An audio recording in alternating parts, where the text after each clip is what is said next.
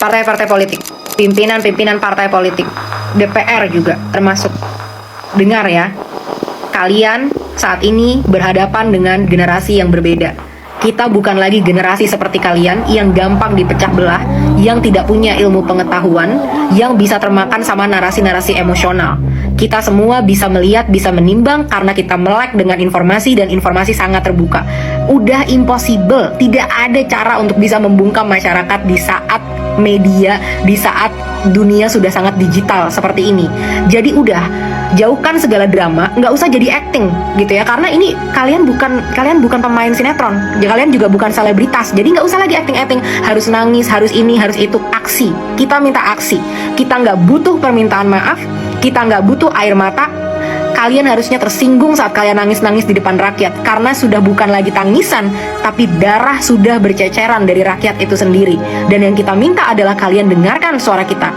Sampai saat ini partai-partai yang cuma bisa nangis-nangis, yang cuma bisa minta maaf, ingat kalian, kita generasi mendatang, kita tandain mereka satu-satu dan akan kita melengsarkan mereka dari pemerintahan selanjutnya.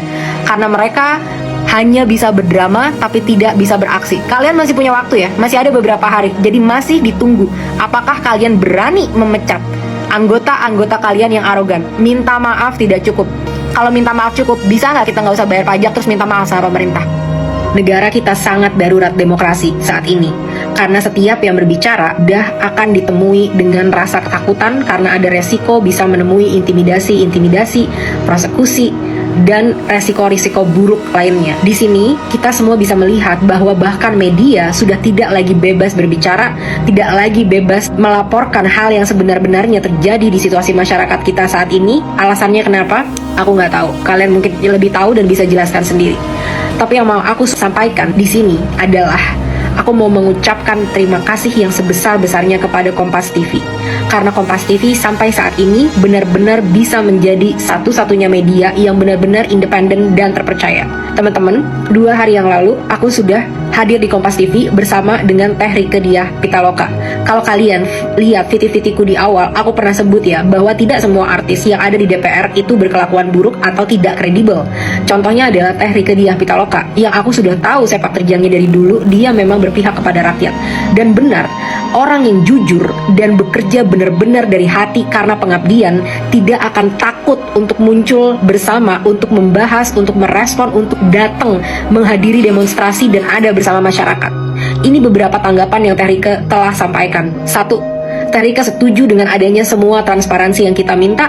Kedua, Teh Rieke juga tidak masalah apabila segala tunjangan-tunjangan yang gak masuk akal itu sudah dihapuskan karena dia berada di DPR memang panggilan hati dan panggilan jiwa. Ketiga, dia sedang mencanangkan undang-undang yang benar-benar bisa membuat pemerintah punya data yang akurat terhadap masyarakat. Bukan lagi sampling, bukan lagi tebak-tebakan, tapi benar-benar data yang asli di setiap dari masyarakat. Kenapa ini penting banget? Karena kalian tahu kan yang terjadi dengan bansos, ternyata ada ribuan teman-teman, ribuan akun fiktif penerima bansos. Siapa yang ada di balik itu?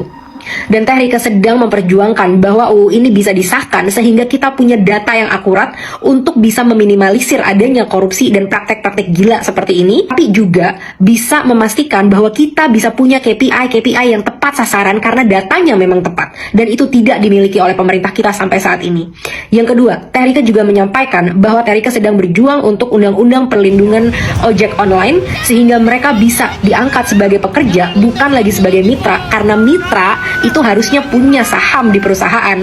Tapi di sini kita mau mengangkat ojol-ojol, memberikan itu pekerjaan yang layak sama seperti pekerjaan yang lain, dan mereka juga berhak dilindungi seperti pekerjaan-pekerjaan yang lain. Apalagi pekerjaan ojol ini sangat beresiko, bisa terjadi kecelakaan dan lain sebagainya. Jadi kalau UU ini disahkan, ojol akan dapat perlindungan yang baik, dan aku sangat mendukung adanya ini. Yang aku mau sampaikan di sini adalah bersuaralah kalian anggota-anggota parlemen, apa yang sedang kalian lakukan, bersuara dengan jujur apa yang sedang kalian kerjakan, bukannya malah diam, bukannya malah matikan komen, bukannya malah malah nge-private profile biar nggak bisa lagi dikunjungi oleh masyarakat. Perwakilan macam apa seperti ini? Contoh Teh Rieke Diah Pitaloka harusnya seperti itu, perwakilan dari rakyat, bukan perwakilan dari rakyat yang takut takut ditemui sama rakyat, boro-boro ditemui sama rakyat, bahkan masih ada nih yang masih mau menghina rakyat. Tapi aku nggak mau upload itu dulu karena situasi kita sedang tidak kondusif dan aku nggak mau menyebabkan lebih banyak kemarahan dari masyarakat. Jadi mari kita bahas-bahas yang benar-benar sesuai dengan tujuan dan permintaan kita untuk segera diwujudkan